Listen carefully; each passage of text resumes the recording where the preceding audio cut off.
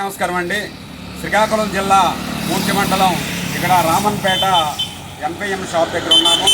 ఈ ఎన్పిఎం షాప్లో ఇక్కడ సామూహికంగా రైతులందరూ కూడా బ్రహ్మాస్త్రం అనేది తయారు చేయడం జరుగుతుంది.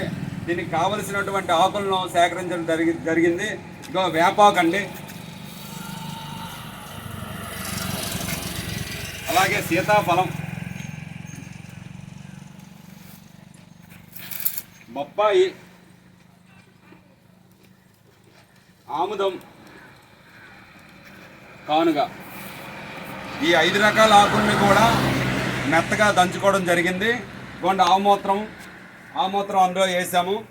దీన్ని ఏంటంటే ఒక 3 నుంచి 5 పొంగులు వచ్చే వరకు దీన్ని మరగబెడతాం.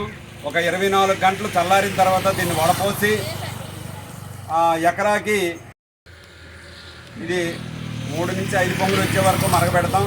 దీన్ని 24 గంటల తర్వాత చల్లారిన తర్వాత వడపోయడం జరుగుతుంది.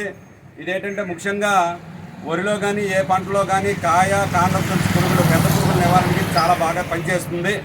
అలాగే దీన్ని ఉపయోగించాలంటే పురుగు ఉధృతిని బట్టి 3 నుంచి 5 లీటర్లు ఈ యొక్క కషాయాన్ని తీసుకొని 100 లీటర్ల నీటిలో కలిపి దీన్ని పిచికారీ ఉదయం కానీ సాయంత్రం వేళలో కానీ పిచికారీ చేస్తే ఎటువంటి పురుగైనా నివారణ అవుతుంది.